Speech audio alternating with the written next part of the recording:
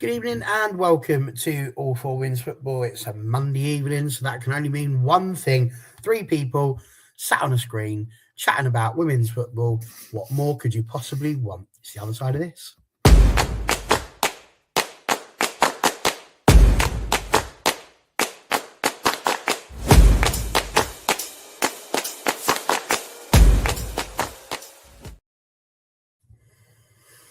Yes, hello, good evening, and welcome once again.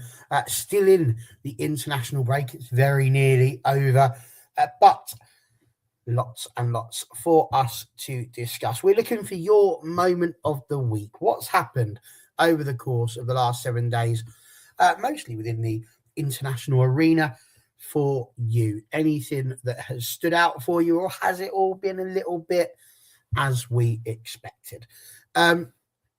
There are 1,000,001 different things that we could choose to start this evening with.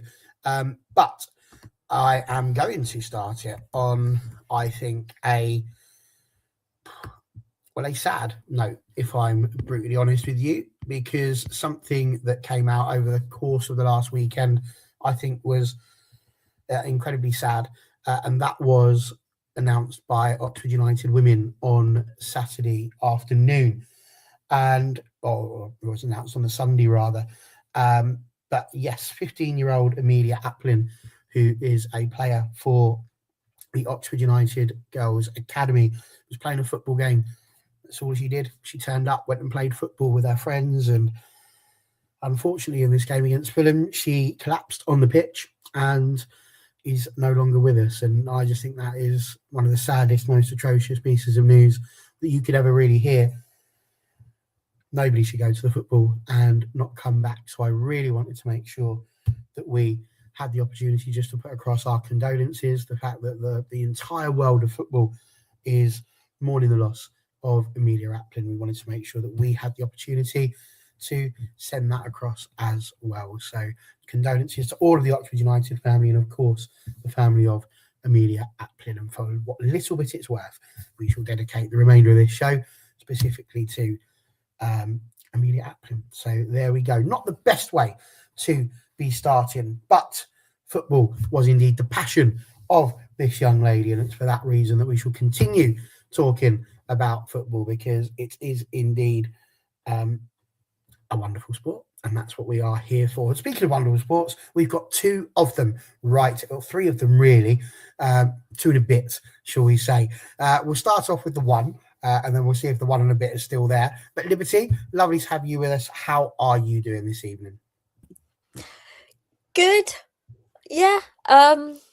International break was a bit of a mixed bag by the end, which we'll end up coming on to. But me, myself, I'm fine. I've got my health, and that's all you can really ask for. How are you, Barry?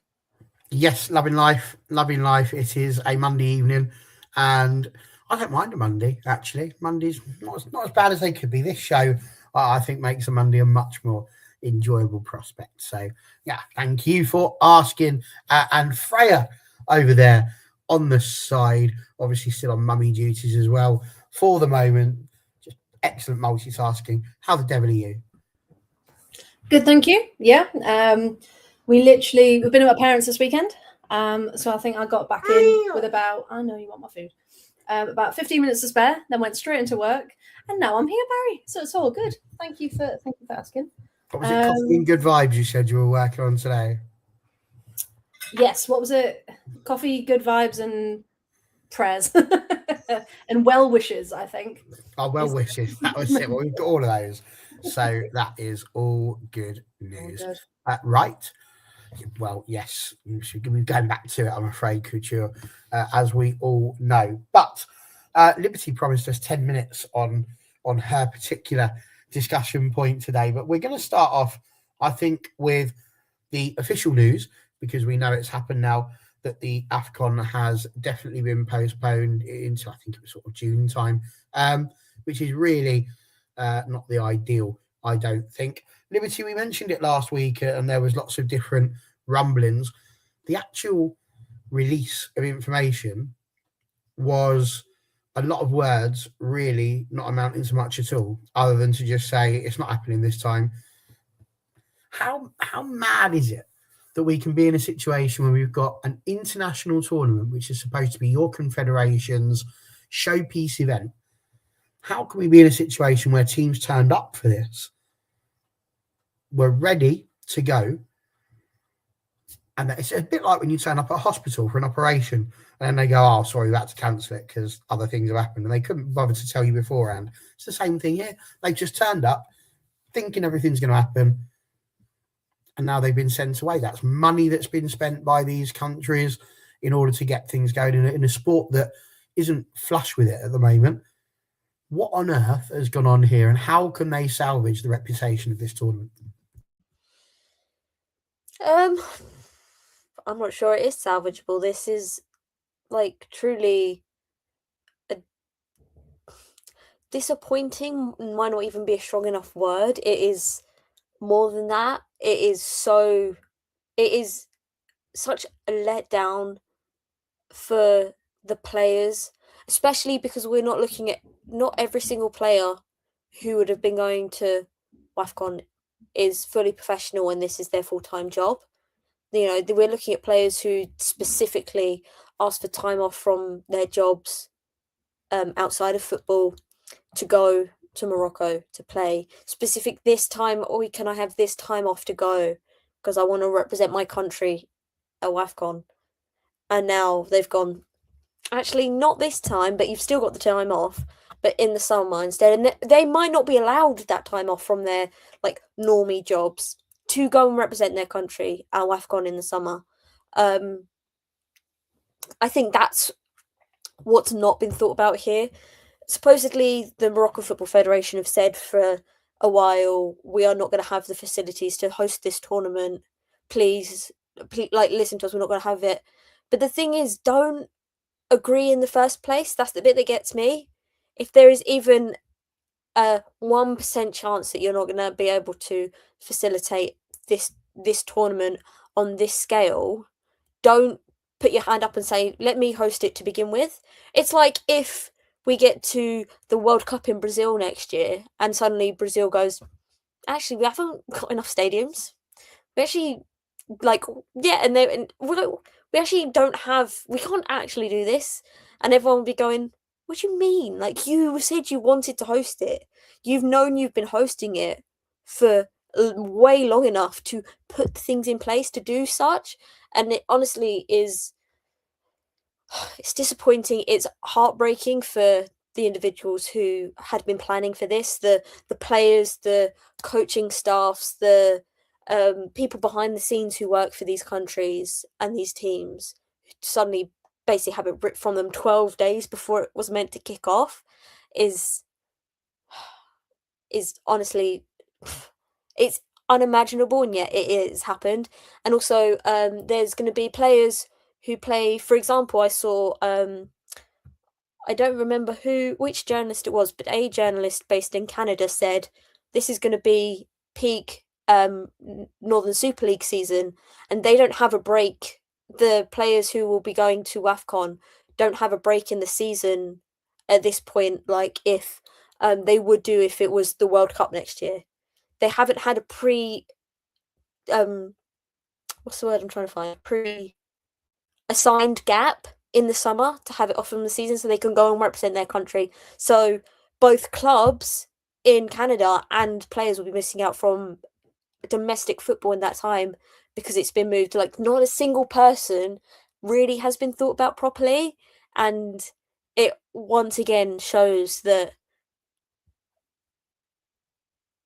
we think we see a lot of these. I'm going to say the word smaller, and I don't mean physically smaller. I mean as in not spoken about or as covered confederations like the African Confederation, treated as such in ways that we wouldn't allow if it was UEFA or if it was many others. And the fact that it's been allowed is honestly, it leaves me speechless that this has been allowed. Exactly. So she will have to miss club football, and she's unbelievably important to her club, but she'll have to miss, maybe upwards of a month more of club football in really important peak season before the playoffs to go and play in WAFCON. That shouldn't be a situation where she's having to do that and her club are going to be without her, because it should have just been held when it was supposed to be held. Like, that is like if they said, by the way, we're going to postpone the Euros about 3 months because actually we can't really do it. And like, no one should be saying that's allowed. And if you can't do it, don't put your hand up and say, please let me host to begin with. Yeah, it's a really difficult one in that respect. And it's strange because, you say, the World Cup idea about it happening in Brazil, you wouldn't think, that they've done their homework on, can Brazil host this? Do they have the correct number of stadiums? Can they get people in? And it just feels like, from what I can hear, Freya, and what I can see, that this whole idea for the AFCON is that it was going into Morocco, but it's very much on a wing and a prayer. Oh, we're going to build this. We're going to build that. And it feels to me always a little bit dangerous when you start putting things into place for one particular country and they're going to say, oh, we're going to do this. We're going to do this. And then the fact that months before they were apparently saying this isn't going to happen. We're not going to be able to get there.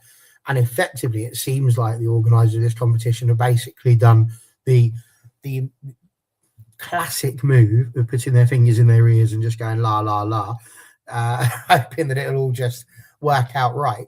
And as a result, here we are with just even more embarrassment. And you would think that with everything that happened in the men's AFCON and how bad that ended, with people walking off and such a terrible taste, that they would want to be trying to rejuvenate the look of the competition. As a whole, as a confederation, obviously, so it's not the same one.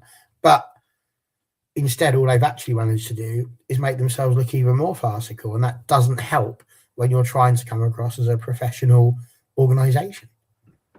Yeah, and I think all the issues with the men's AFCON as well.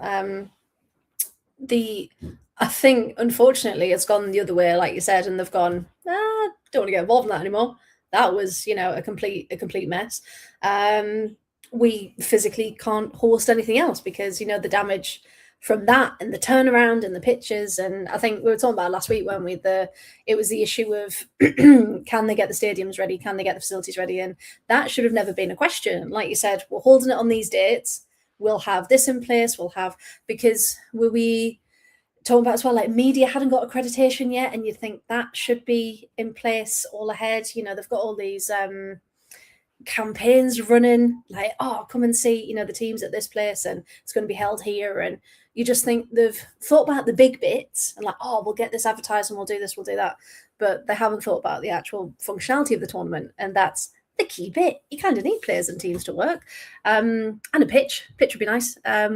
So yeah, I think it's just been a complete oversight. And again, unfortunately, the men have had all the attention, and because of all the issues there, no one's really kind of gone, the women are coming up, the women are waiting to play. So yeah, I just feel for the teams like Liberty was saying, teams are already there, they're already in training camps, and you wouldn't, go anywhere as fans as well to get to the airport, get there, you're ready, you're waiting.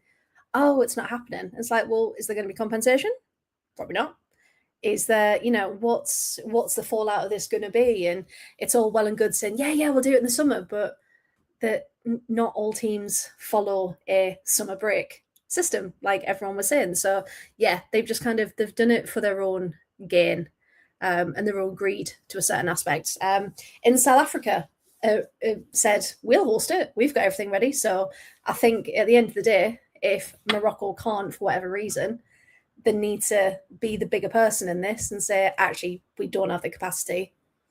We'll hand it over to another country who can, because the women deserve a lot better than this. Yeah, absolute mess. That feels like the frustrating part for me. The fact that had they listened a few months ago and South Africa are saying we're ready to go, they could have done that. and maybe have the final held in Morocco or something like that if they wanted, because they must have one stadium at least. But there just doesn't seem to be any logical talk about it. They just seem to have just left them to it and then gone, oh no, what a terrible mistake. Yeah, right at the last minute, they've gone, oh yeah, sorry, we can't actually host it. I know you had concerns, but man, it was just, and like you were saying about the wording on the statement as well, it was due to unforeseen circumstances. You saw them. You knew exactly what those circumstances were, and you choose to ignore them. So yeah, it's not good enough. It's just totally not good enough. I think they said circumstances beyond their control, and you're like, no, they were very much within your control. Liberty, go on. Sorry, I was just going to say, it's not like the Moroccan Football Association could even feign innocence that they didn't realise how popular it was going to be. You were in that final last year. It was packed out. It was crazy. These are like African football fans are some of the most passionate football fans for their countries in the world. I think they're up there with sort of like the South Americans. They feel the love for their country in football more than I'd say most other countries around the world.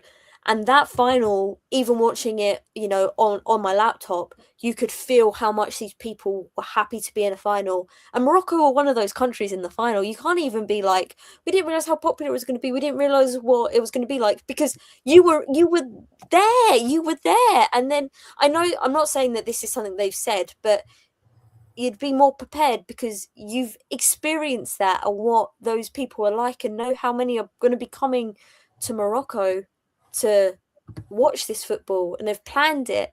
And it's all well and good being like, just come back in the summer, but one, the weather will be way different compared to March, April, and midsummer. These people who've booked time off, the fans, this time, booked time off to come to Morocco, may not be able to do that in the summer. They have not only lost the sort of people going, but also their money. They're not just going to be going to the football, they're going to be going to Moroccan restaurants, staying in Moroccan hotels and stuff. And basically, they've shot themselves in the foot, because maybe, let's say a third of those people cannot come in the summer when it's rearranged. It is physically impossible. They can't get the time off work. They've used up all their annual leave as such to come now. Well, you can't just change that. So not only have they made Moroccan football look bad, but also their economy will now suffer and will not have the benefits of hosting a tournament like they would have done if they'd just hosted it now. Yeah, it's a bit mad.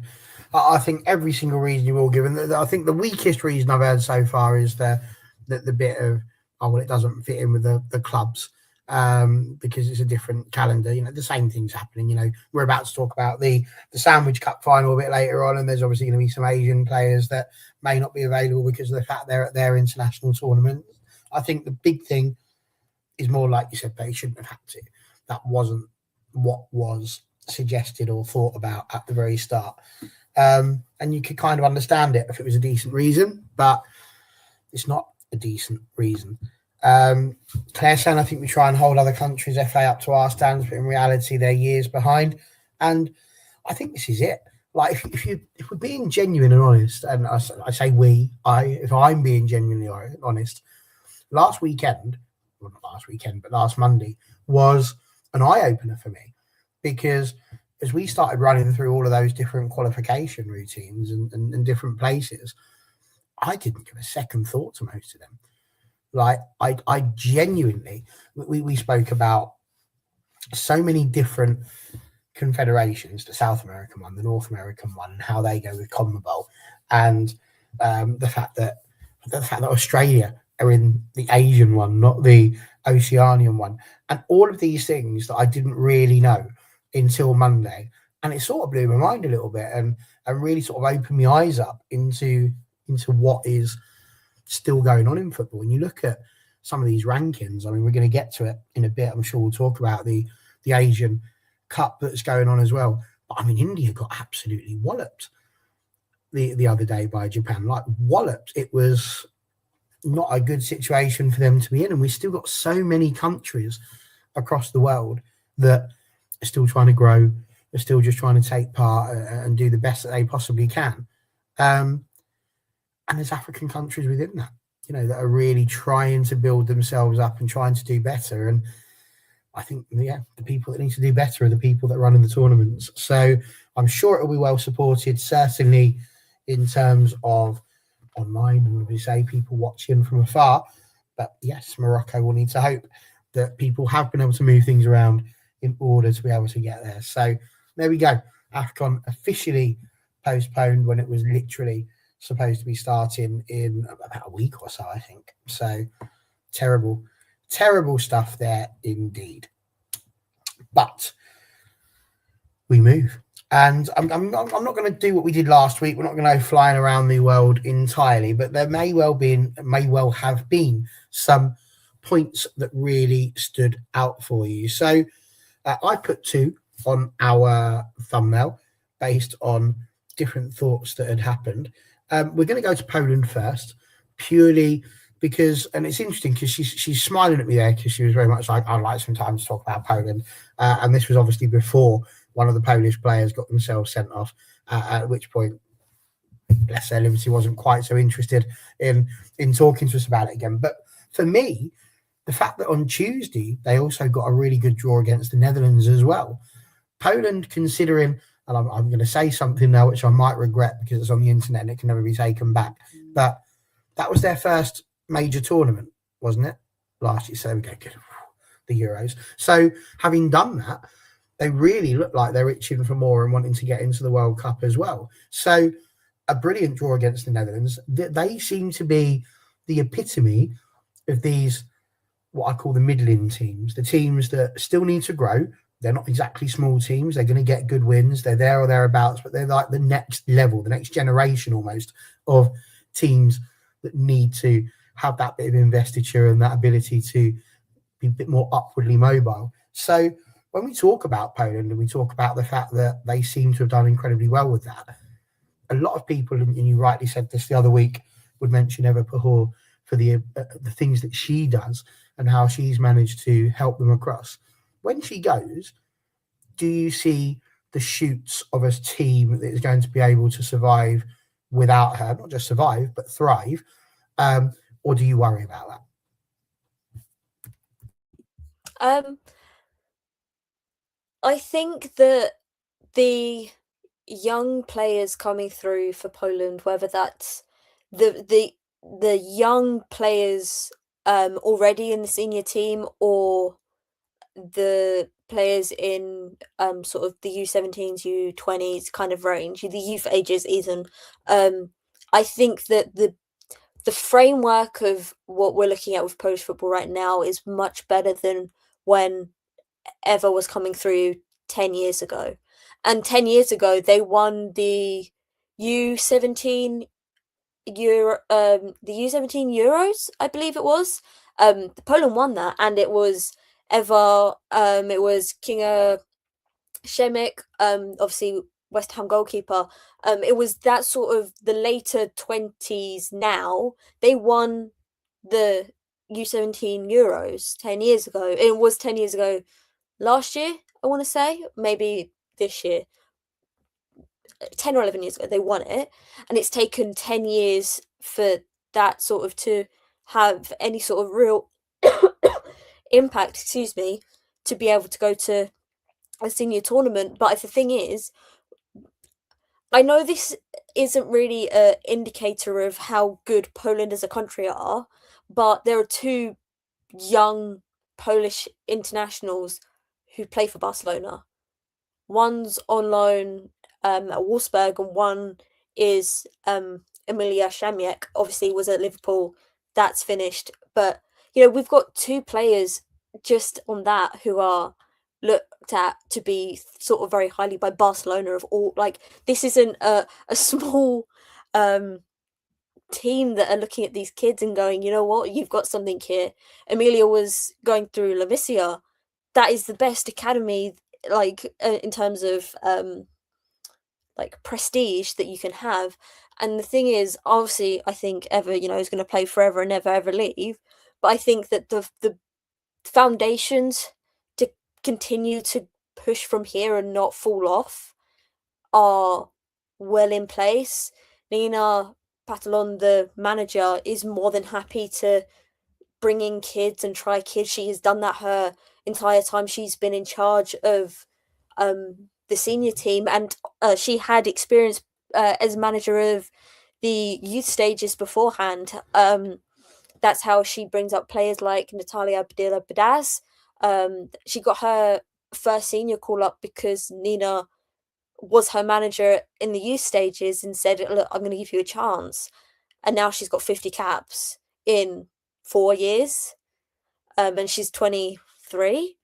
I think that the foundations for Poland to get the I think Poland wants to get the women to a place similar to the men. Polish men's football is, and the national team is, consistently in Euros and World Cups.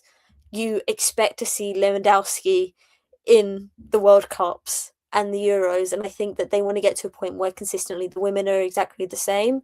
And I do really think that the foundations, whether or not Ever is there, they were put in place 5 years ago, and that it's just starting to come through now because these things don't happen overnight. And Poland is not a big country in terms of footballing, but they do have the talent to get to a place where they are consistent. Can I talk about the actual games now? Because I really want to talk about the Netherlands game. No, absolutely not. What do you think this is? Of course you can. Thank you. The Netherlands game, I've never seen a team more deserving of a draw in my life. Poland, both for Poland were very good, and the Netherlands were very poor. The Netherlands will be kicking themselves that they didn't do more with what they had because they were mostly dominant and Poland took their chances. But the thing is, I think Poland have realised that their strongest asset is their attack. That is not surprising. You have, top 2 striker in the world as your captain. Your strongest asset is always going to be your attack. But they aren't afraid to attack. Well, I think we saw in the Euros and in the Nations League in years behind, like last year, they aren't afraid to attack against big teams and big countries because they know that that is their best asset, and that if you get the ball to Ever, she will try and score. And I think that they've now got the confidence of the Euros to actually continue and push forward, because easily you can look at Poland against Netherlands and think, Poland are going to sit back, they're just going to defend and just kind of just keep it as close as possible, especially after they got that 0-0 in the friendly last autumn.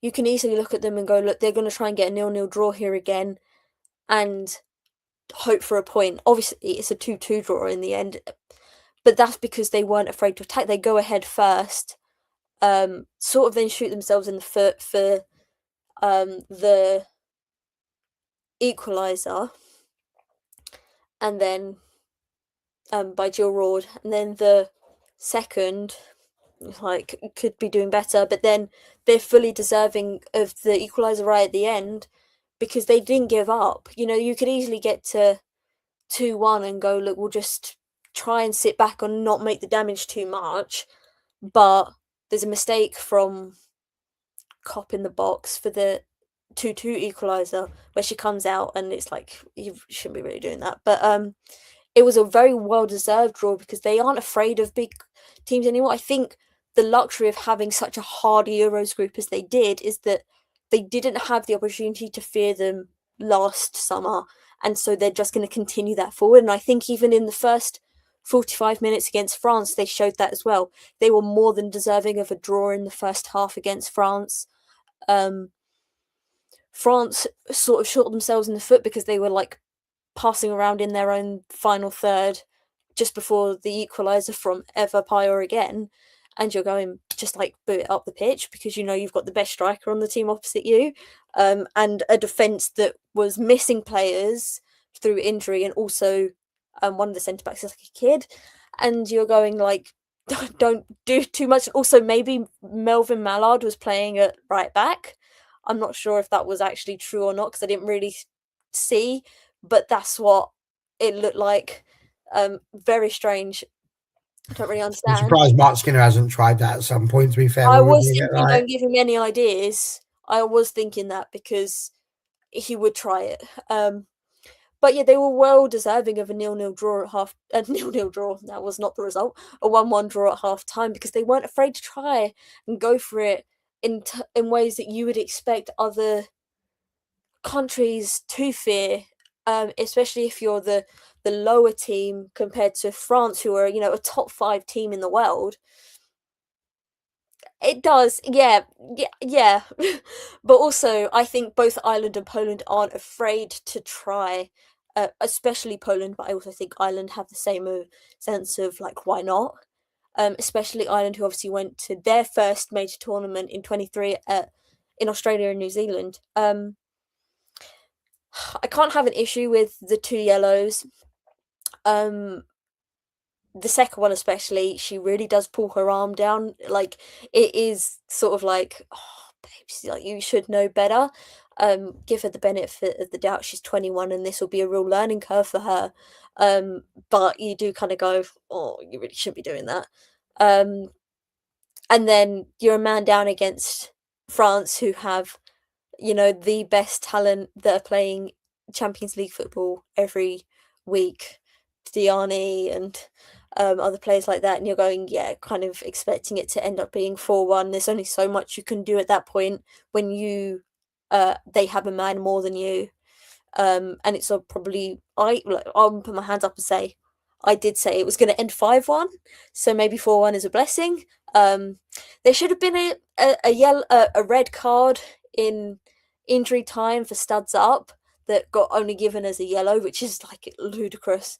I've seen them given as reds, and like not lengthy, but a couple match bans in the Premier League, and the fact they only got a yellow is crazy to me, but can't change that now. But for the 180 minutes that were played, the 135 minutes that we were drawing. Every time I say something and I see Barry writing something down, I get scared that he's like taking notes of what I'm saying and he's going to fact check me later. I don't think he is, but I just keep looking up and he's like writing down and I'm like, what is he saying? But for the 135 odd minutes that we were drawing against the Netherlands and France, we were well deserving of a point. The other 45 minutes from the France game, not so much. But he's gone now. But yeah, for 135 minutes, I was unbelievably proud of Poland, and I don't think that was quite 10 minutes, but it might have been. I'm done now. The one time I needed to talk just literally for an extra 30 seconds, but never mind, all is well. It seems to be Monday night with the hearing aid battery seems to run out. So there we go, that's what I disappeared to. And no, merely writing notes about some of the matches that I felt we wanted to talk about. She couldn't chase me away. I like it here too much.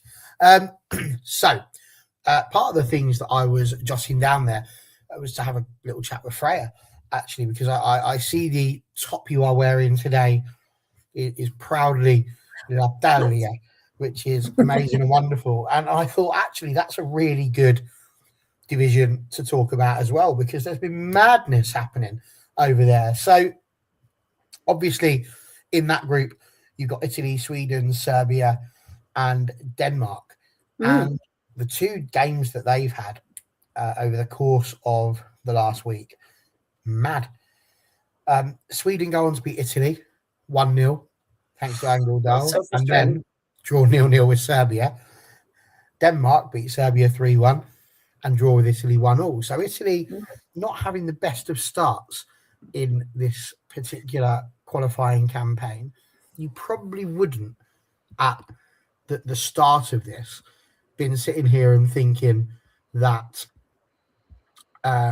Denmark would be joint top with Sweden, with Denmark top by goal difference. Now, I know it's only 2 games played out of 6, but any cause for concern there that Italy could find themselves struggling? The playoff route is looking increasingly possible, but do you see them coming back around? Because I know that when we were doing our predictions last week, that was the big discussion. Would it be Sweden? Would it be Italy?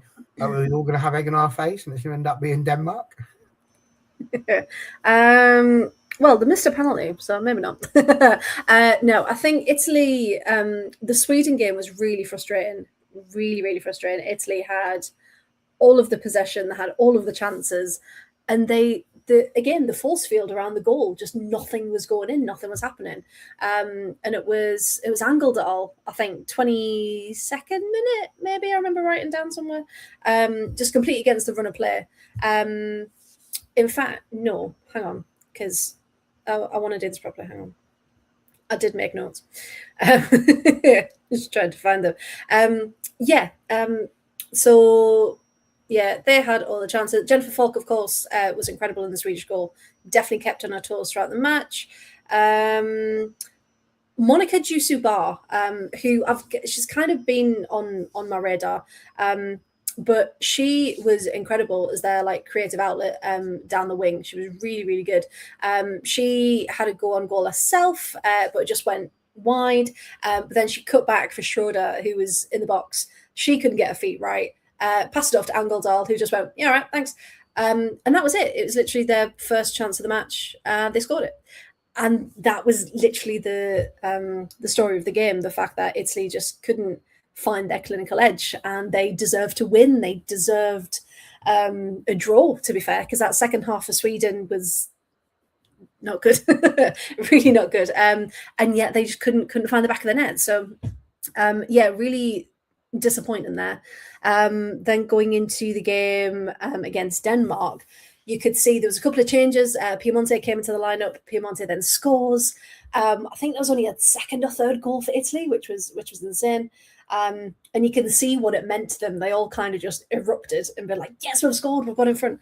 And then, it was, again, frustrating because Denmark could have then gone, they could have won it, actually. So Italy were quite lucky to get the draw. It was Holt, 63rd minute, again, very, very good goal.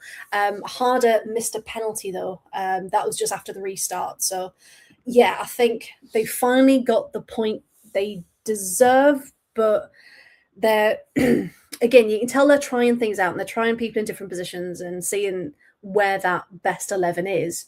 I'm not worried yet. It's only been 2 games. I think if I'm still saying the same thing next month, then concern could be creeping in. But as we know, there's still the playoffs, a million different ways to get through. So I think even if they don't finish second, I think as long as they just don't finish bottom of the group, the qualifying is still possible. So really good goal from Holt.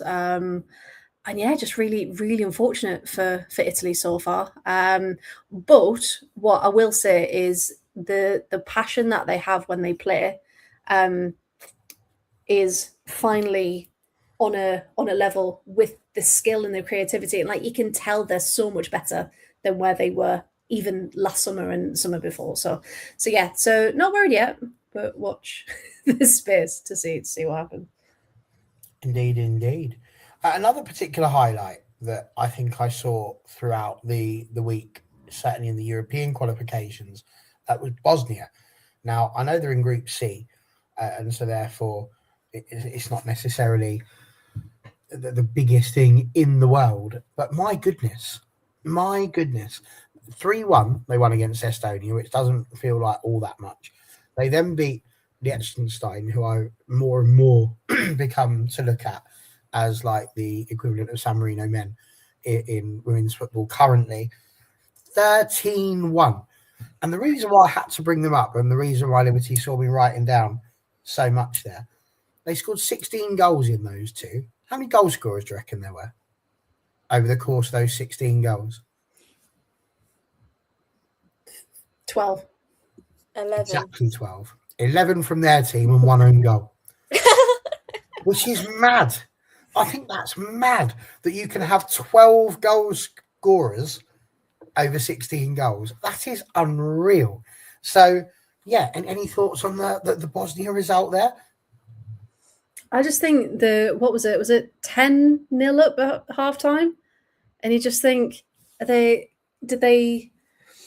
I tried to get the highlights for this. Obviously, couldn't anywhere. There was no sign of them whatsoever. But I did manage. The BBC actually wrote a little report on it, which was quite nice.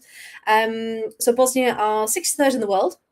They were 10-1 up at half time, scored a further 3 in the second half. 36 shots, 20 on target, 3 shots hit the woodwork. But Liechtenstein are ranked 191st in the world. So this is where my issue, just quickly with League C, is you've got some League C teams that are better than League C, but they're not quite with the highest of League B. Yeah, Liberty, go. Bosnia were relegated last year because they lost to Sweden across 2-leg playoff.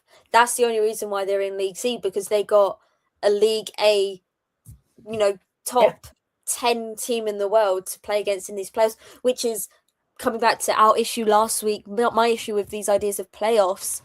Like 100% Bosnia are better than other League C teams, but because they lost to Sweden, who are, over 20 spaces, over 50 spaces above them in the world rankings, they now have to play in League C and push themselves back up.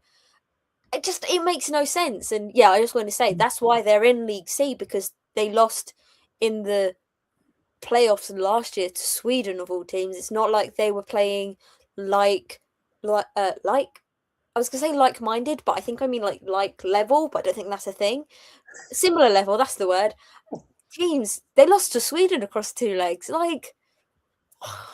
Yeah, it's not just like Dave and his mates from down the road. Like, it was a proper good team, and I think it's pretty. What I think they should do. Think about again what we talked about last week.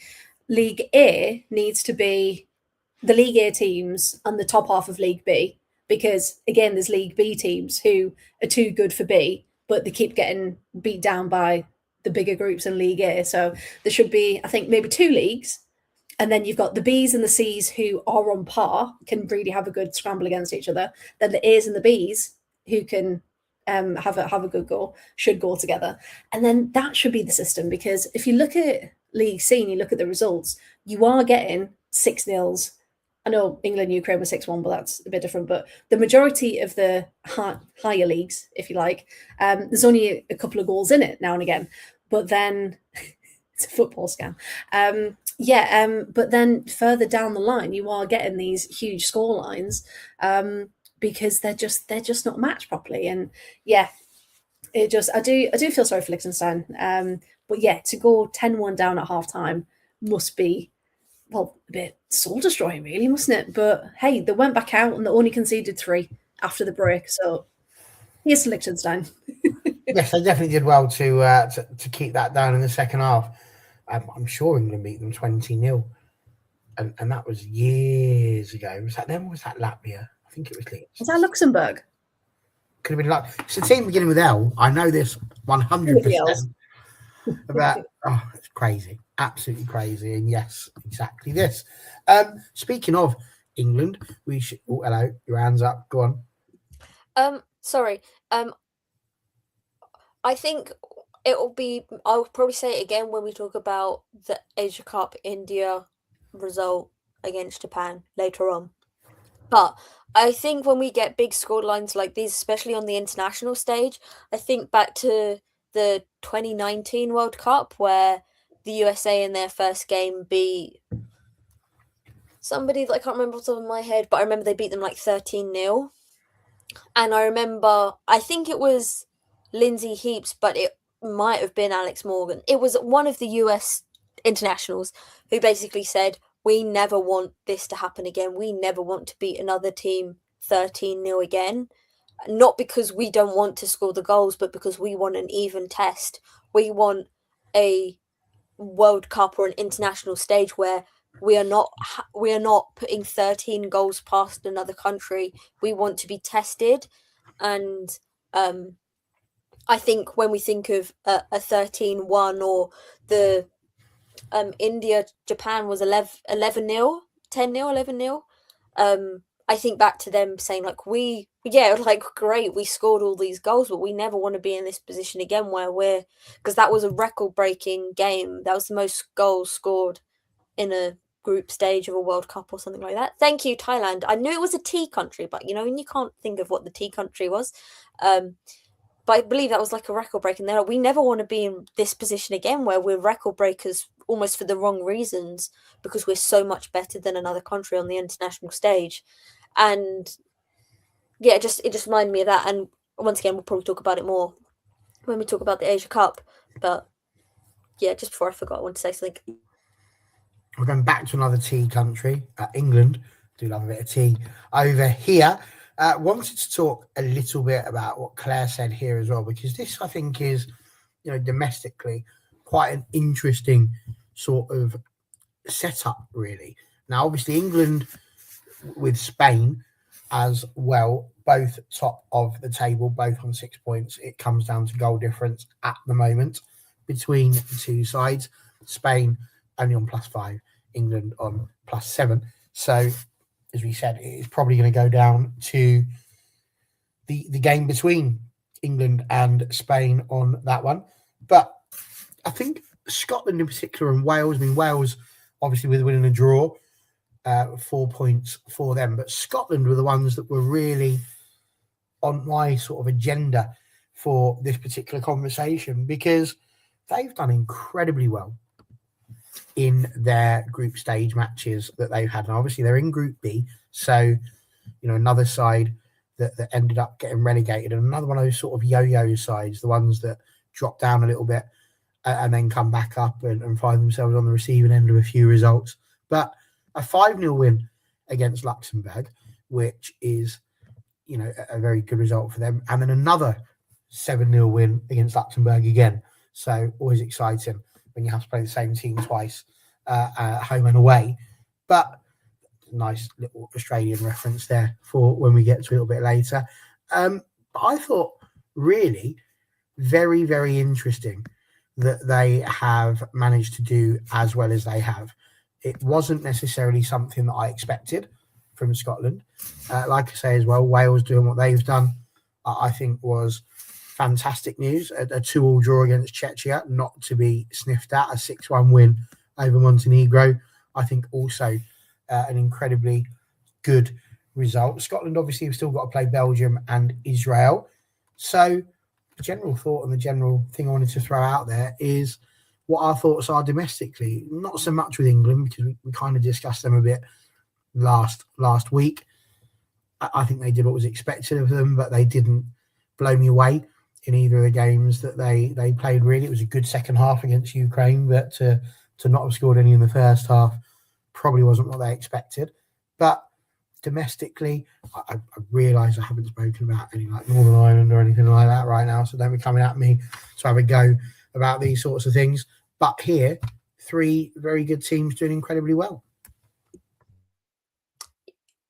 Anyone who wants to take it? I'll go. Yeah, I think especially for Scotland, unbelievable. Yes, they're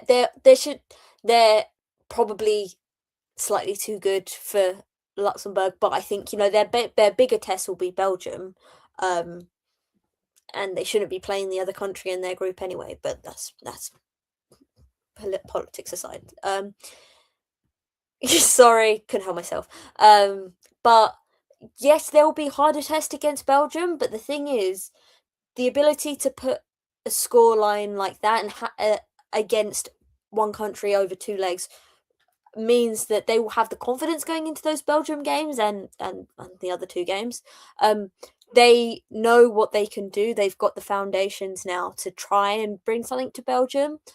Who, whilst we're on the topic, Jesus. Cayman became the first Belgian to score 100 goals for the national team this international break. Sorry, I was trying to think of her first name and then it completely escaped me, and then I was like, just go for the surname. But she became the first international to score. Begins with a J, doesn't it? Jenny's. Thank you. There you go. What a team. But she became the first international to score 100 goals for Belgium. Unbelievable achievement.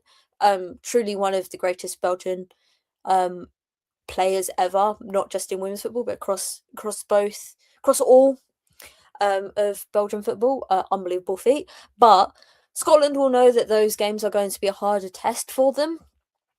But they've had the foundations and the ability to build in 2026 against Luxembourg to show what they can bring to Belgium when those games do come in the next couple of windows. I'm not particularly fond of like the playing home and away against the same country in the same window. I just think it's a bit like, ugh. But Scotland in this instance will be going, thank you. Like we can really do something here. Wales, the 2-2, like 2-2 is Czechia. It's like, yeah, maybe they should be doing more, but like at the same time, they'll take a point in this group, and then to get the win against Montenegro, very good once again, building for them for next couple of windows as well. I think that is always good, because I think that when you are in a position where you are sort of the like yo-yo teams, especially in a Nations League situation, if you can have a good first window, it probably has a knock-on effect for the rest of your windows across the other teams. So I think this is good foundations for them. And Northern Ireland have a new head coach announced today, because I'll mention Northern Ireland while we're here. Michael McArdle has gone from being the head of women and girls coaching for the Scottish FA to being the head coach of Northern Ireland from the next international break, I'm assuming. But that was announced today, and hopefully that they'll have a successful time together. And Northern Ireland can be back in major tournaments soon. Obviously, they were at the Euros in 22 and then weren't at the World Cup or the last Euros in Switzerland. So hopefully he can have a successful time as the new head coach, who has a head coach in women's football, who has a history in women's football. Who would have thunk it? But hopefully he can take his expertise and learning from working for the Scottish FA over to helping Northern Ireland get back to a major tournament. They would need to. I mean, they're struggling in the division they're in. They've got Switzerland, Turkey and Malta, and a 2-0 loss. Switzerland also a team that are too good. Sorry. I should put my hand up. But I get made fun of if I put my hand up. Then you tell me to interrupt, and then I wouldn't have seen you if you put your hand up. I was reading the scores. I'm not even looking at you at this point. I can't look down here. I can't look at my other screen. Where can I look? Go on, you were saying, go for it. Carry on. No, I was just going to say Switzerland are too good to be in League B, but because they got relegated after last Nations League, they end up in League B, but they are way too good, and they have, there is no world where Leah Volti should be playing in League B Nations League football, but that's the draw that they've been dealt, and yeah, they're too good for League B, but hopefully Northern Ireland can still do something in the other games that means that they're not going to be stuck in League B, because I think that they should have a chance. I think everyone should have a chance. Everyone would be in League A if I got my way, because the leagues wouldn't exist and everyone would just be happy. To play against each other, absolutely, and the winners go through. Imagine such a tournament existing. But yes, a 2-0 loss to Switzerland and a 1-0 loss to Turkey, meaning that Northern Ireland have not had the greatest of starts to their campaign. But there we go. Such is life. Anything else that you guys want to throw out about the sort of UEFA qualification? Germany, very good window from Yes, them. you did want to speak to them. Yes, this is a good Just one because backstage she said something to me. She said, "I want to speak about Germany," and I thought she said loss. I'm like, they didn't lose, but that's not what you said. Tell them what you said. I said they bossed it. Yes, they did. But I do actually really hear how I talk decently fast, so easily could have run in my words and it sounded like lost it. They bossed it, BOSSED. Boss, no, that's boss did it. Boss. Anyway, they won. I think the game against Norway in particular, to beat Norway 4-0, who are the sort of like second best team in their group, is impressive. It's Germany.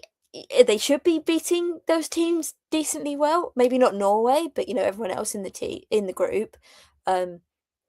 Germany. It was almost a shame that Germany were knocked out by Spain in the semi-finals of the Euros because I think I was predicting that they were going to go into the final. But I have this idea that I think Germany have fear of winning again, as in they get to a major tournament and they kind of go, oh, because they have such a successful history. 8 Euros trophies exist to Germany. But I think they need to sort of get over the like hump that needs to get back to that place. And this is a great start. Obviously, it's just the start, and the proof will be in the pudding if they can win something, whether this the Nations League at the end of the year or the World Cup next year in Brazil. But just a very, very good start from them. I know that the head coach has had German fans questioning him at times, but look, if his teams are pulling out results like they did this international break, you can't really complain too much. So yeah, very good window from Germany. Absolutely, very much. So there we go, smashed. Also a good way of putting it, Claire. So I just briefly wanted to talk a little bit about the Asian Cup, more so than some of the others, purely because of the fact that this is a tournament that will obviously end in, I think they begin middle of March, is it? Start of April? Where does it go to? Middle of March, 21st. So going quite well, it appears. It will be the group stages over by tomorrow. So that's interesting news. South Korea finished top of their group with Australia, thanks to goal difference. So we know that South Korea are through. We know that Australia are through. We know that China, North Korea, and Uzbekistan are through. We know that Japan and Chinese Taipei are through. So there is just one more space up for grabs at the moment, I do believe.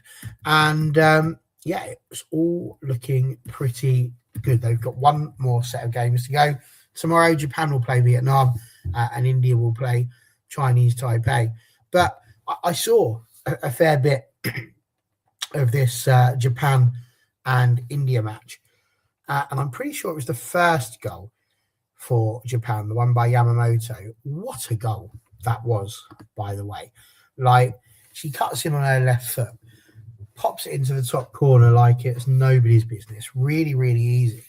And I really thoroughly enjoyed actually watching Japan against India. I'm sure that India did not enjoy being in it in the slightest. But for me, you do start to feel sorry for them. Of course you do. But it means that basically we are virtually set up for our quarterfinals. South Korea will play either the Group B or Group C third place side.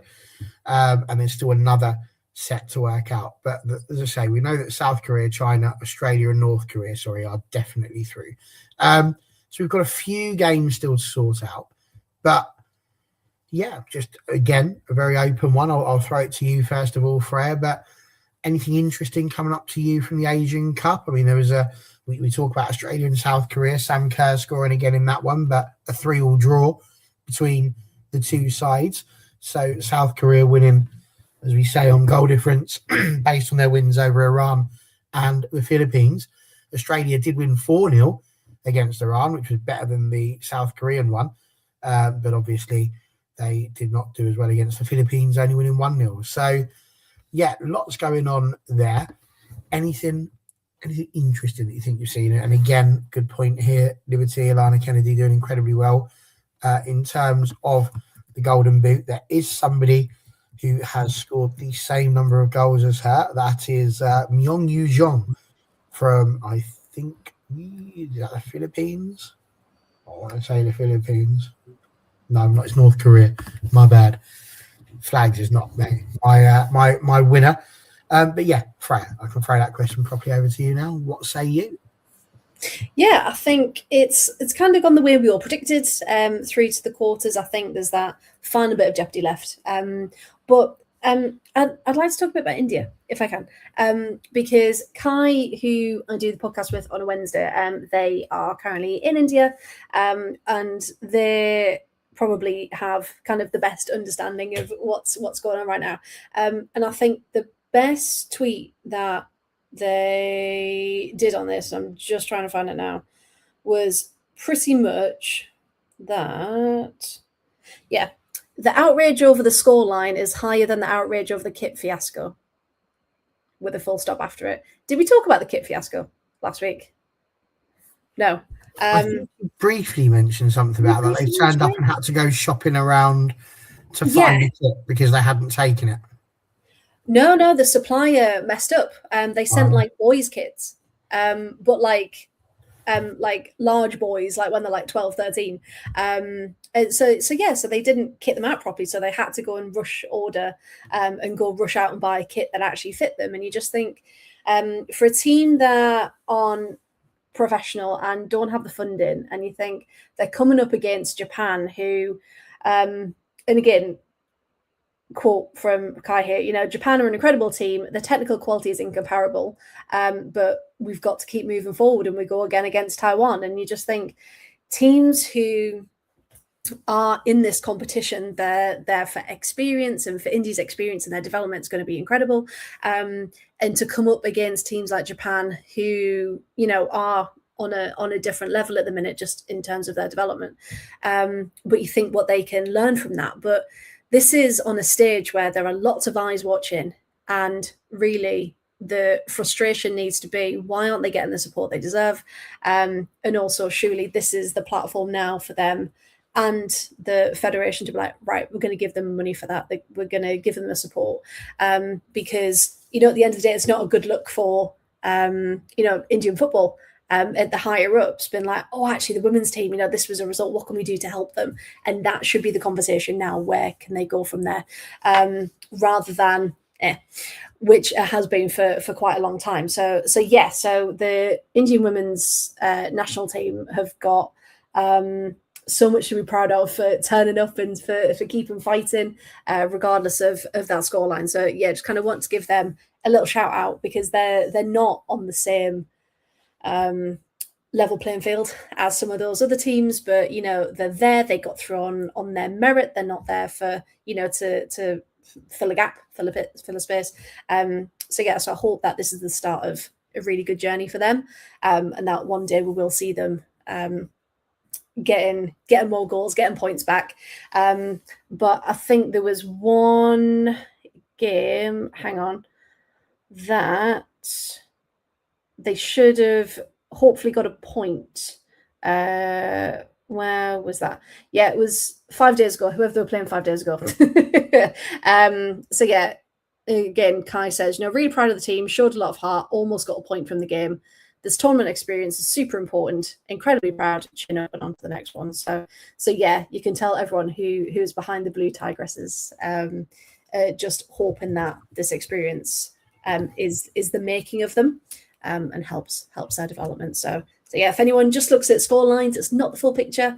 And we all love rooting for the team that needs more support, don't we? So yeah, just wanted to give them a little shout out. Thank you. I've always had a bit of a soft spot for Chinese Taipei, which sounds like a sentence that probably nobody expected me to utter. It's not on anybody's bingo card, but it all comes down to the Olympics. So when the Olympics were here in England, I got tickets to go and watch the archery, and I don't think England or Britain were taking part in that, but the Chinese Taipei were, and I just like the name. I'm a sucker for a name. This is why I never win anything on the Grand National. You could have the favourite who's done really, really well. I might have the donkey running at the back, but his name's, like Nanny Nine Legs or something like that. You're like, that's a great name. I love it. I'll pick them. And that's exactly what I've done. I love the Chinese Taipei. Just rolls off the tongue. So there we go. Big fan of them. Liberty, go for it. Quickly before we move on, or somebody says something else. And I'm sorry once again, Barry. This is slightly political. But I just wanted to say I hope that the Australian government continue to do the right thing and protect the Iranian lionesses. Obviously, last week, they, in the first game, they refused to sing the national anthem of the Islamic Republic of Iran's national anthem, the regime's national anthem. And then in the second game, they did sing, but they stood in salute the entire time. And I don't know if people have seen, but there is a video of them leaving their game with fans yelling, save our girls and protect our girls, because essentially it's not gone down well in the Republic, and they have had threats against them, and it's come out today that 5 of their players have essentially left the team and are being protected by the Australian police because their lives are being threatened by the Republic, by the regime. And so I hope that the Australian government continues to do the right thing to protect these girls, because all they did was not use their voice as such and not singing, and then choosing to sing the second time. And everyone has a right to express themselves and how they feel about their governments. And so, yeah, I hope that those 5 girls are safe, first off. Not girls, sorry. Those 5 players are safe to begin with, but the rest of them are protected by the Australian government and the Australian forces and police as well, to keep them safe, because they should not be in a position where they fear their lives purely for saying or not saying how they feel about the government of their country. Indeed. Well, I mean, their cup is over, effectively. They have finished bottom now, so that will be the end of their game. But absolutely, if I had a fiver for every time people were having a conversation about whether or not people sung the national anthem when it comes to England, I could probably retire a very rich man. The number of conversations people have had about that. So,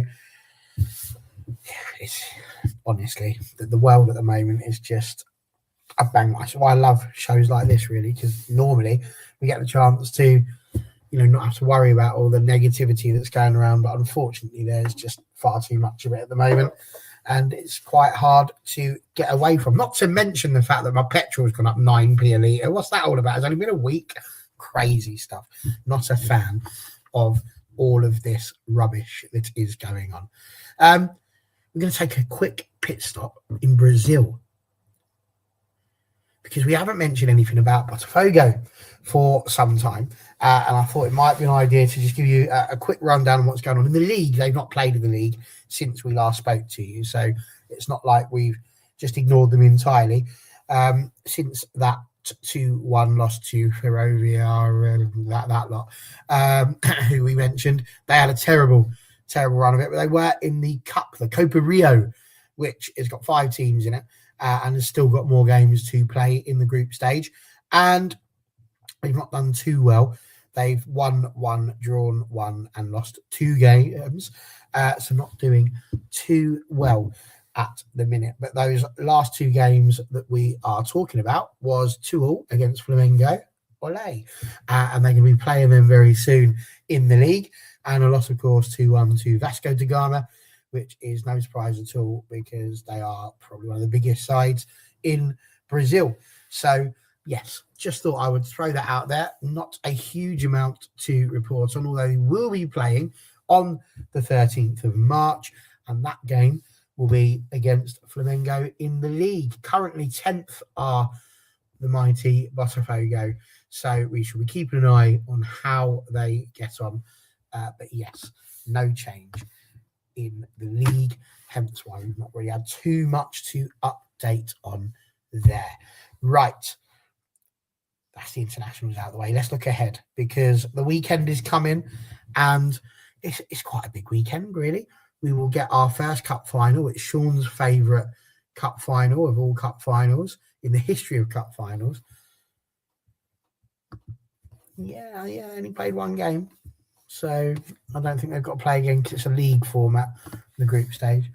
Barry, yes, go. Did you purposely skim over that joke or not?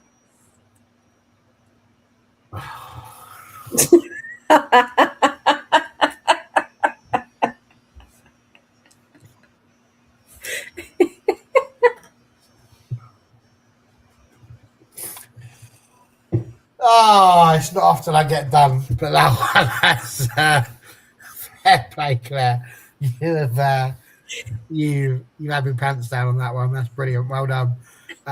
Honestly, I can't even hide it. I can't be like, yeah, absolutely. Straight up. I had to read it and then I'm like, oh, that's way better than I give it credit for. I mean, it is 9:45 at night. But yes, well done, Claire. Congratulations. I doff my cap to you.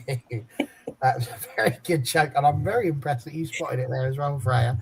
But yeah, it's just you were so serious, like, well, it is a league format, and it just well, because there was me trying to be all informative, and I did not for 1 minute did I think that Claire was trying to pull the rug out from under me. I should be more careful next time. Usually Claire's very helpful because she was one of the ones who sent out the information about AFCON. She tagged us in on the tweet so that we knew what was going on there. I'd seen yours as well, Freya. So yes, Claire is usually a very helpful member of the community, but on this occasion, she's made me look silly. Well played. I like it. I'm a fan of people that can come up and do that. That's well played. Good tag team in there, Freya. Well done for making sure that the embarrassment and humiliation was fully completed. Congratulations.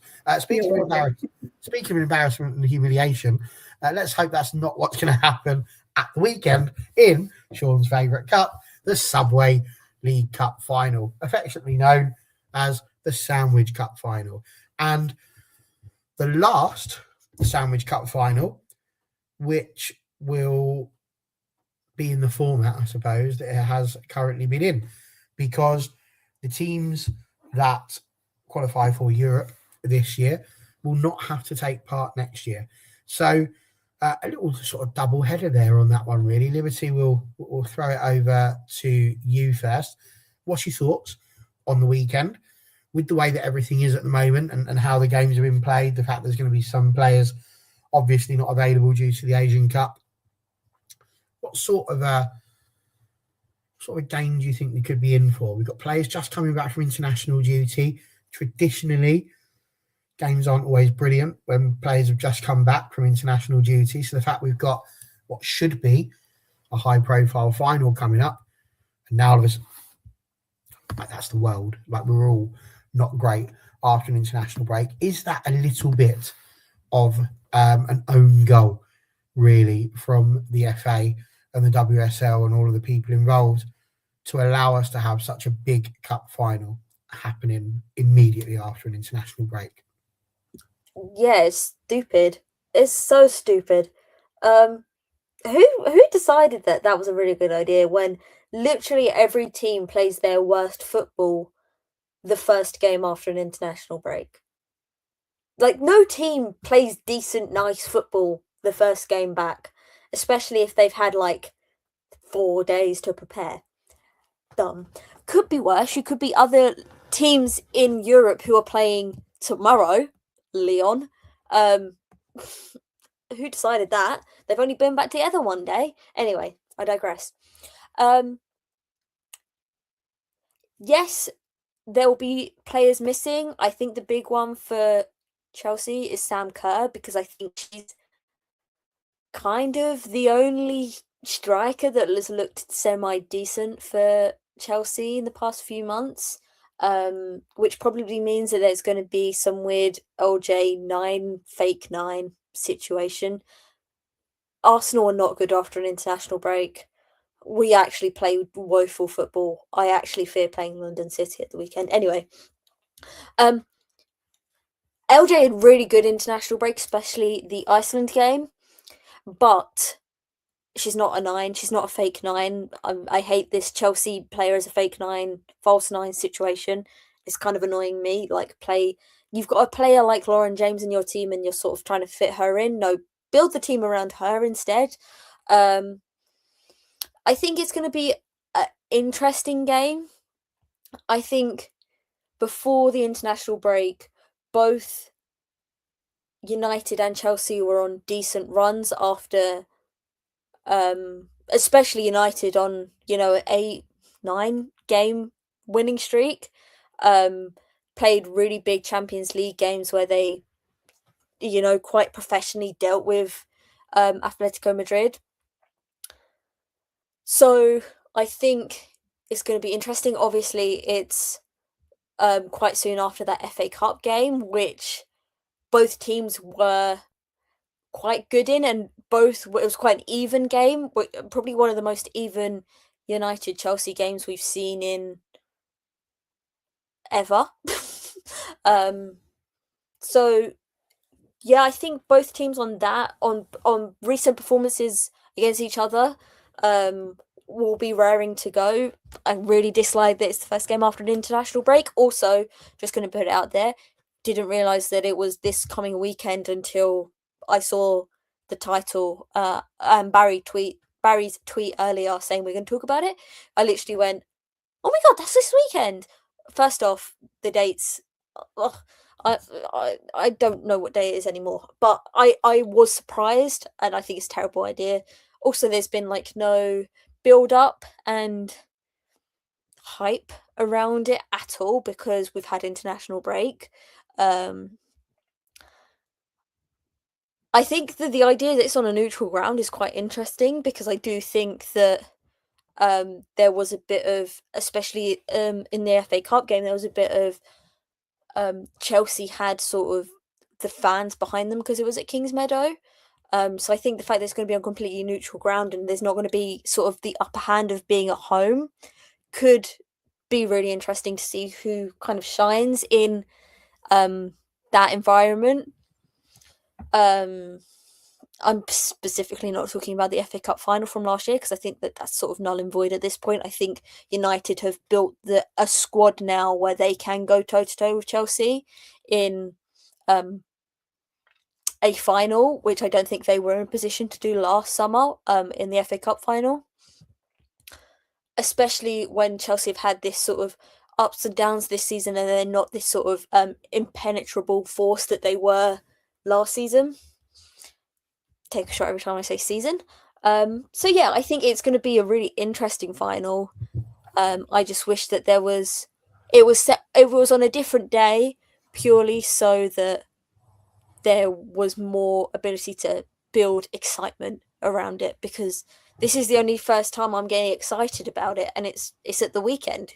It's got no time to build excitement now. It's nearly here.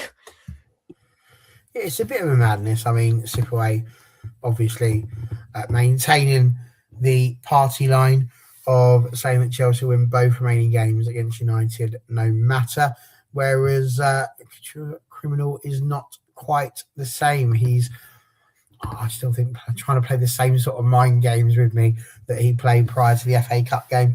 But you're right, they're two very, very different situations. And for all of the mockery that we have made of this competition over years, going back to Villa knocking United out via sort of goal difference after clerical errors and such like.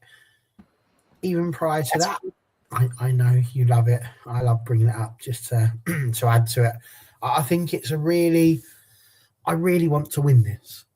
Like, I really do. And not because it's Chelsea, not because of any of those things, but I'm a big fan of seeing clubs create history and do things that they haven't done before. One of the reasons why I was so pleased and happy to see Poland do well last year and Wales do well.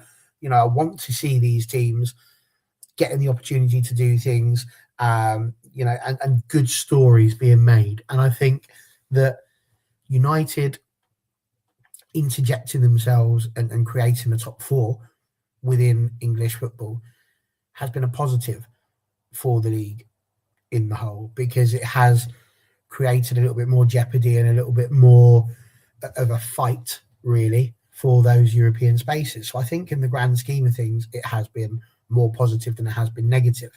And I think the opportunity to win a League Cup final, which they've never won before, never had the ability to do, I think would be, a really good story to tell, a really good thing to add. An FA Cup previously, a League Cup the year after. I'm not going to go so deep as to say, so even if they didn't manage to make it into Europe again, or they were terrible at anything else, it would be, stop it, Clay, you're trying to catch me out again. I don't want any beef with you. All right, none of that. But for me, I think from a more neutral position, that's the sort of thing I would really like to see as well.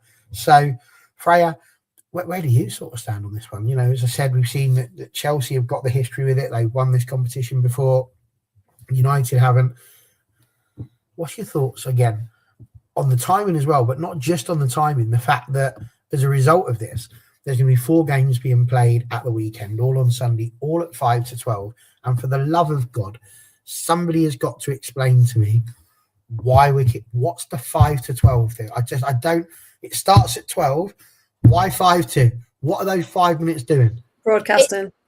It's to do with men's football broadcasting, so they can play the men's games at 2 o'clock in the Premier League on the same channels that they're then playing the women's games. So if they start 5 minutes earlier, there's no crossover. Yeah, it literally doesn't make sense, but it's literally so they can play the 2 o'clock Premier League games on broadcasting. Absolutely farcical. Yeah. Poppycock. Ridiculous. That just never be a kickoff at 11:55. It's absolutely crazy. Don't like it. But they've got those 4 games going on.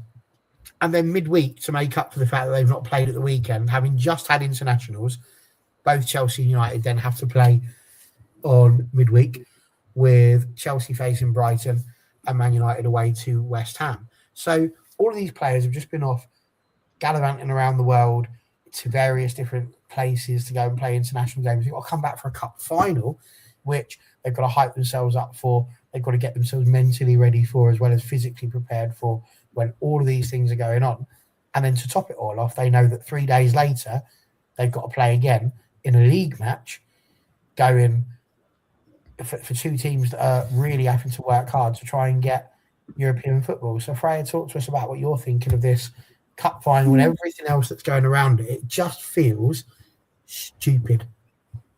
Yeah, it's does it feel really early for this final? Like, it just feels wrong that it's because again, I didn't know anything about it because I think I was still in international land, and then suddenly I was like, oh, final, what? But yeah, I just think, shouldn't this final take place on a day where there aren't league games going on? Like, make it special, make it an occasion, make it a moment. And I know, like, obviously Chelsea and Man United fans will be going to that, hopefully, if they can, with it being, like you said, neutral ground at Ashton Gate. And you just think, if, as a neutral, if someone said, if you're in the Bristol area and someone went, oh, Bristol are away this weekend, they're down at Portsmouth in the WSL2, why don't, should we pop along to the League Cup? Like, you're counting on so many people to go, oh, it's a League Cup final, let's go, and have a day out and have that moment. And they can't, because if they're a fan of a different team, they're going to watch their team play, unless geographically they're closer to the final. So yeah, it just doesn't make sense that it's on the same day as everything else, because yes, it starts at 2:15, so technically you can then watch it after the WSL games, but it just doesn't make it special enough. So yeah, I think I agree with everything. There's been no hype around it. I haven't seen any marketing around it. I've seen more for the other FA Cup finals. I've seen more for the Coppa Italia that starts on Wednesday, and you just think, where's the backing? Where's the support? Because two massive teams going up against each other in this final. I would like United to win it, just as a different name. Although that's maybe nice about United. So what's going on there? But no, it would change it up a bit, wouldn't it? So I just think it's just a strange one. Again, methodically, have they planned it for the right time? Probably not. So yeah, it's just a bit weird, to be honest. Like Claire's saying, I'll say more for the WNL played. So yeah, it doesn't feel like it's really been given what it deserves this year. Because I remember last year, loads of my friends were going in the press box, and like there was a big hype around it, and so yeah, it just feels like it's been forgotten really this season. It does, and to add to that even more, I just looked at the weekend's fixtures after the midweek game, and both Chelsea and Manchester United have to play on the Saturday as well. There's 4 games taking place on the Saturday, so just like a really massive week of football. Liberty is getting. I've seen her go from here all the way up to here. At some point, she's going to go red and explode. So I'm tempted to keep going with that. But yeah, that just feels like a really mad week. Go on, Liberty. What are you thinking? They're playing the Saturday because of Champions League. The week after, they will have to. It's a lot of football. Yeah, but the thing is, Arsenal's games in hand, because the Leicester game was postponed because of the Champions Cup, and then obviously the Brighton game was postponed because of the weather. The Leicester game is not being played next week, but the Chelsea and United's rearranged games from the weekend are the Leicester game's not being played until the end of April, and then the rearranged Brighton game is being played between the last 2 game weeks of the season, where we have Everton at home and then Liverpool away at Anfield. We're playing Brighton between those, which was rearranged for the weather. But that also could move, because if we get to the semi-finals of the Champions League, it will have to move, because I don't. Basically, it's a mess, and I don't know why we're not playing midweek next week. As much as like lovely extra week of rest between games after the international break, the decision making makes no sense at all, and the fact that it will then the future games will have to be rearranged again if we get to the Champions League semi-final. Obviously, if we were to beat Chelsea, it does feel like sometimes that WSL football, the football overlords of the WSL, literally go, what, scheduling? Not really a fan, and just like press a randomizer wheel and hope for the best. Yes, it's a huge if, but it is an if. It could happen, and it would have to be rearranged if it was a reality.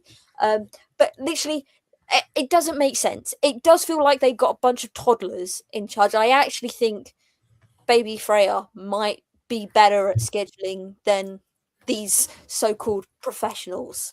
I reckon they've got like an octopus. Do you remember Paul the octopus that used to do the predictions? I reckon they've got an octopus who just going around, and whatever tentacle the team lands on, they're going to play.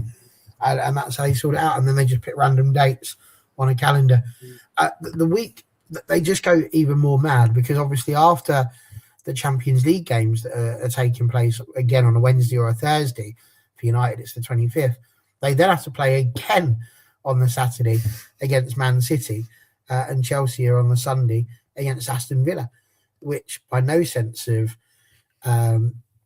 which in no way is that easy games for either of those two teams. And then, of course, we have the second leg of Europe again, and then it is another international break. And it's just these these are the ones that wind me up, these two international breaks, because you throw it in there, you've got the Asians and the Africans should be off out playing their international games as well. And all of this happening as well. And you just think domestically you could change it slightly, surely, to be able to just alleviate a little bit there, especially when you consider how well the English teams are doing in Europe. It just seems a little bit mad that we've not made it as easy. I just feel like other confederations or other federations would be a bit more decent towards their teams. You're representing us in Europe, will be a little bit nicer to you, whereas over here it just looks like we're going mad. Go on, Liberty.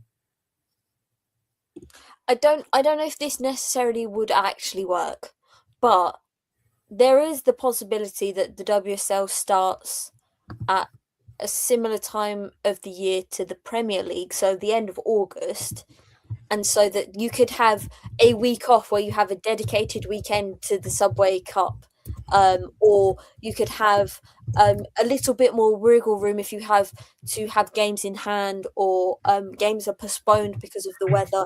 If we're going to still play in, grounds that are not 100% suitable for winter in this country, especially if winters are going to get worse, you could have it's nothing major. It's like 2 weeks, but that 2 weeks could have a real big impact on who and when and what could happen if scheduling had to change during the season. Obviously, you'd still have, you're going to play Liverpool on this day and this on this day and this on this match week. But if you had 2 extra weeks, you could have a dedicated weekend to the Subway Cup final to have the proper hype that it deserves, whether you think it's a serious trophy or not. It deserves. Hopefully next year that won't matter, because next year there'll be 3 teams that will potentially be in it that won't need to play in it. So there is at least that bonus that the teams that are playing in Europe won't have the, dare I say it, the inconvenience of having to play a major cup final. But also, which is crazy. We're never going to get to a point where there's not a cancelled game in the WSL at least once in a league season. Even if Brighton, end up leaving Crawley and they go there to their custom-made stadium that they're talking about, West Ham still play Dagenham and Redbridge, and just because it's now owned by KSI doesn't mean suddenly it's going to become, top range. It's still not a great pitch, and the infrastructure is not great. It is still a lower league stadium. It's Redbridge. It's in Dagenham. It's not great. So I think that just having the wriggle room there, if it's needed, would really serve basically everyone to be better. Both the Champions League teams, but also the non-Champions League teams, if games have to be rearranged. But it won't happen, especially with the league expanding next season and having more teams in it anyway. Well, where it goes wrong for them, I think, is Christmas, because we just disappear for about 3 weeks, and actually that 3 weeks is effectively the time you're talking about. But everybody goes on holiday.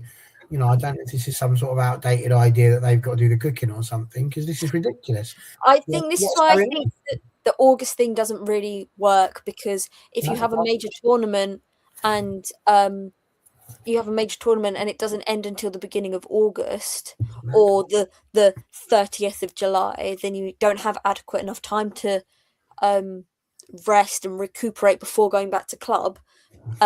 But I do think the idea of having that spare 2 weeks somewhere is probably what would help alleviate this sort of stress in the calendar for everyone, basically. And we wouldn't get into a situation where a game from February, which has been postponed for one club, is being played in May. That's insane. And it basically means we cannot predict who is going to finish in the top 3 until the last game of the season, which is, exciting and it's fun. But it's actually also really annoying, because that means that games that should not have too much impact suddenly have massive loads of impact. And obviously I'm saying this as an Arsenal fan, but the game from February is being rearranged in May because of our calendar, and I'm so happy to be in the Champions League and still be pushing, but like that's insane. That's crazy. But we could be playing next week when Chelsea and United are, but we're not. Who decided this? Like genuinely, who decided this? The Like, octopus. it doesn't make sense. Definitely the octopus. So there we go. I think it's a little bit crazy, but I'm really looking forward to the weekend and the fact that there is some football, and I love there being lots of football. You know, I wonder if almost as well, like the WNL is very good at throwing in some midweek fixtures. And I do just sort of wonder if there's perhaps some occasions where we do need to think about sensible midweek fixtures. Obviously, I'm not talking about, let's send Liverpool off to Brighton on a Wednesday evening. Local ones. A sensible thing. Yeah. But you could have Liverpool against Everton. You could have the United City derby. It wouldn't be perfect, but you could throw that in, at a time where it's more likely to be a holiday rather than anything else. But yeah, a little bit mad. There's one final thing that's crept up on us. We weren't quite expecting it, but yet here it is. And that is the return of the NWSL, which is amazing. Liberty's having to check herself. She's like, oh, be still my beating heart. But it's going to be amazing. They're back. And I'm going to break our rule, because our rule was going to be that we're going to go and follow one team from each division. And I said it would be nice to follow one of the new teams. And I just sort of thought that's not really fair on the other. So I think when it comes to the NWSL, we're going to do Boston and Denver and follow their journeys throughout the season. So we're going to do that. There we go. And that's the power that I have being in charge of the channel over here. So we're going to do that. But two brand new teams. Obviously a big change to the NWSL. Freya, what are you thinking as we move to this weekend? Looking forward to the start of it, and how do you think these two new teams could fare? I'm really excited. I think I only really got into the NWSL not that long ago, so I think this is the first season I'm like in on the hype pre-season, so it's been quite nice. I love Denver's kits, so I'm all here for Denver support. I think they're incredible because they've got I think it's the Evergreen kit is their primary kit, and then the I can't remember, the Snow Cap kit or something like that is their away kit. Beautiful. I wish I could afford both of them, but they're about £100 each, so maybe not. So yeah, I think they've brought some really good names in. I completely glossed over the fact that Nick Cushing is the head coach of Denver Summit. He popped up on my feed the other day. That was fun. But yeah, I mean, Lindsay Heaps has come back. They've got Nahi Kari Garcia, who we saw for a bit for Forest and the WSL too, the first part of the season. So I'm really excited for Denver to see what they can do. Nothing against Boston. I just haven't seen as much from their team either. But yeah, I'm excited. I mean, I've still got my favourites, Ken Zadali and Dree Leon there at San Diego. So yeah, I've kind of got dual support going on.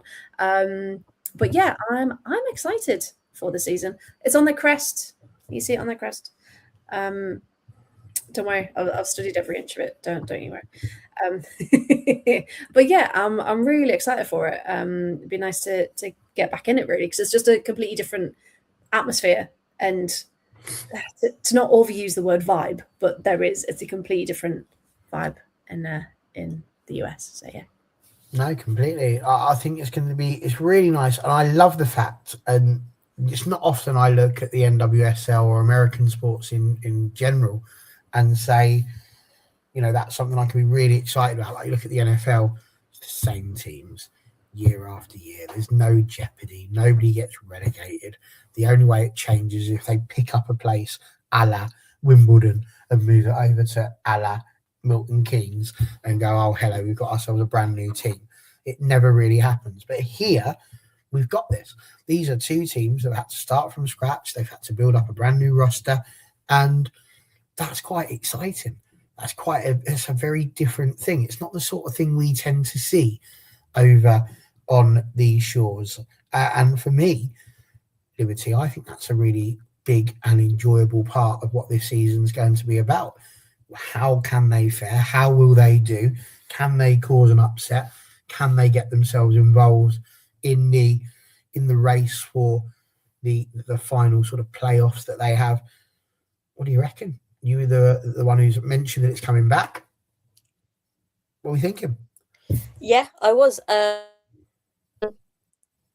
I'm very excited. I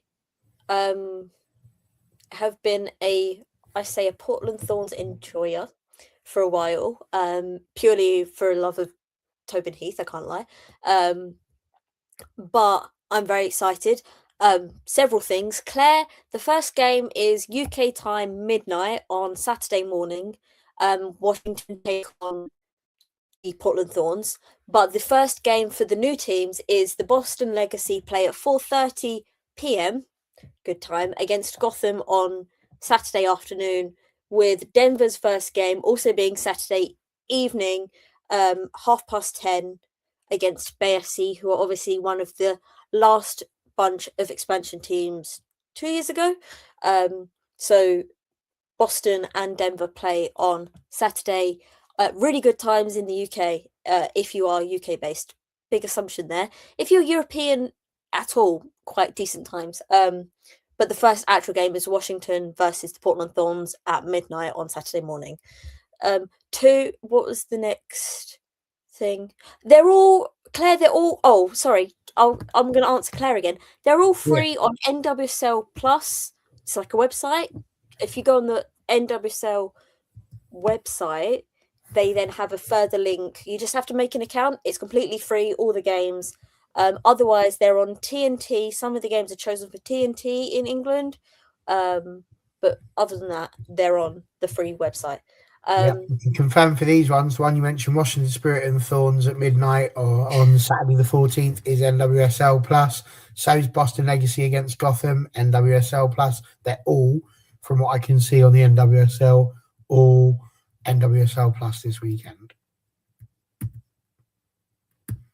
Thank you. The other thing I was going to say, somebody else said something. No, she had her baby in November, Sifway. So she's still, this is Mary Swanson. Yeah. Used to be Pew. She had her baby way after Sophia Smith/Wilson, who made her come back in a friendly with the Portland Thorns last week at the weekend, sometime in the last 7 days. Great for her. So excited to have her. But she had her baby a little bit after Sophia did. What else was there? The Portland Thorns have a new head coach, and it's this guy called Robert Villahan. Don't know if anyone knows him. Very strange. Kind of took me by surprise. I was convinced he was going to be the new Hammarby head coach, and then they hired internally. And so I was like, oh, okay. And then suddenly he's popped up with Portland Thorns. Interesting that he's literally only just been announced, and like the league starts at the weekend, and their first game is a really big one away at Washington. Yes, Mac Lind is the new Courage coach. Try and say that fast. I think if he can, replicate his success at Häcken, like fair enough. And the old Hammarby head coach is now at the Chicago Stars. But last time I tried to pronounce his last name, Uncle Tony told me that I couldn't get it because the sound doesn't exist in English. So I'm not going to try, but his first name is Martin. But he's now at the Chicago Red Stars. Chicago Stars. They changed their name because it was racist. And he's now at the Chicago Stars. So hopefully all the new Swedish-based managers have a successful season. On to actually what you asked. I think that the fact that Denver won't have Lindsay Heaps until the summer might be big. Obviously, that's going to be a really important player for them, but she's obviously going to see out the season with Leon before she makes the move over. And so I wonder if that's going to have an impact on their season, if it's going to be a season of two halves, sort of pre-Lindsay and post-Lindsay, such. So I'm intrigued to see what that will look like. But they have some other really talented players. Some players that have come from the Northern Super League, who've come down to the new expansion teams. Also, some other players that now sit in my head. I can tell you what country she plays for. Yanis Sonish. She changed her last name because she got married. Please stop changing your last name if you get married, because I forget who you are. But she's also at Denver. Yep, there we go. Thank you. Janine Becky. See, don't change your name. I was so confused because I saw a clip of her and I knew, it was the Canada game. And I was like, I know that's Janine Becky. And they said something else. I was like, no, that's, completely forgot she got married. Because I'm trying to think of her name now, like to say the right name, but then I just got all confused and like Sonis moving over obviously has massive amounts of experience in the NWSL, but going to an expansion team would be really interesting. Obviously with Thorns, and then last season was somebody else, I can't remember, Chicago maybe. But yeah, I think it's gonna be a really interesting season. And I wonder if we can replicate the success of success as in how well expansion teams did when San Diego Wave got to the playoffs in their first season. I wonder if that could be replicated this year. And quickly, whilst we're on NWSL/US, there was the sort of official retirement game for Tobin Heath at the weekend when the US played Colombia in the She Blues Cup in her native New Jersey. I know I said it at the time when she officially announced her retirement, but the official thank you from the US to a player who, so many young attackers in the NWSL still cite her as their inspiration of who they want to play like.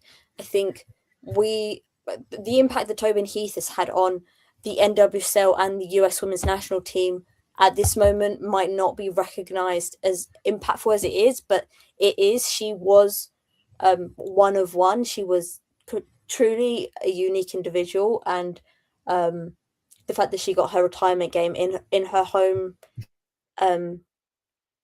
I nearly said county, and I did that last week as well, in her home state, was very lovely. And also there is a slideshow of their dog at the game. If anyone's a dog person, the dog is called Bob and it's very cute. And go and find those on Instagram if you are of dog persuasion. And I'm done now, Barry. Okay, lovely. So there we go. That is the NWSL. Claire saying, I have to pick a team. And I fully agree. I think football's so much more fun when you have at least got somebody that you are siding with. And Sipaway's gone straight in with pick Utah Royals, which I've got the wrong one. There it is, which I think is a little bit harsh because I don't think they were that great last season.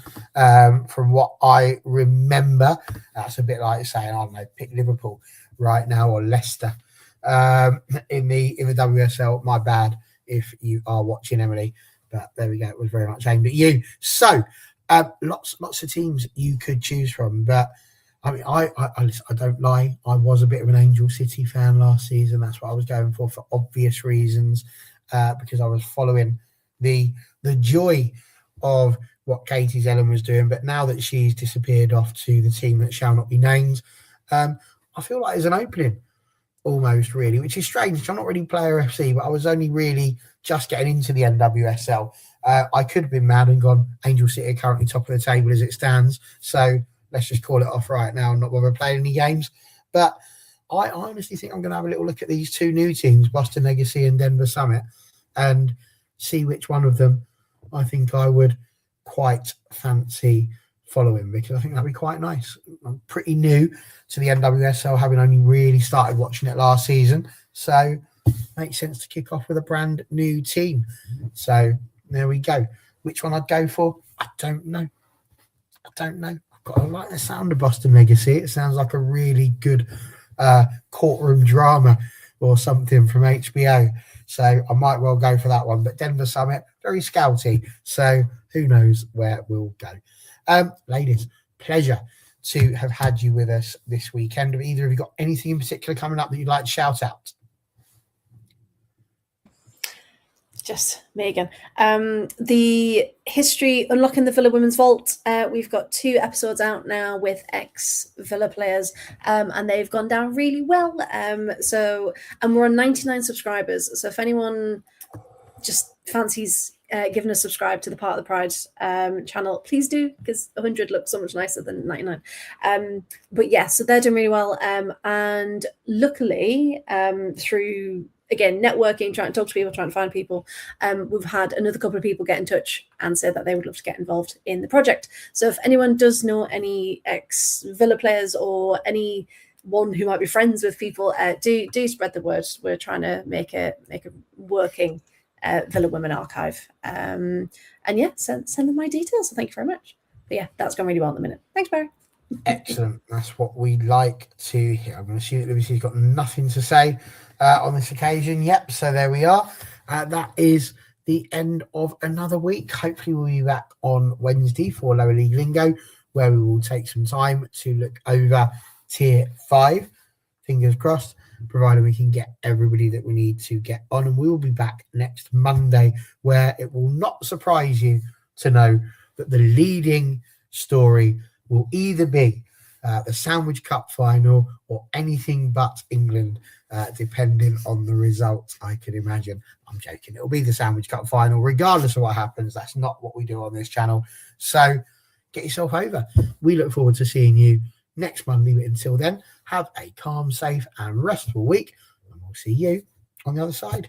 Night all.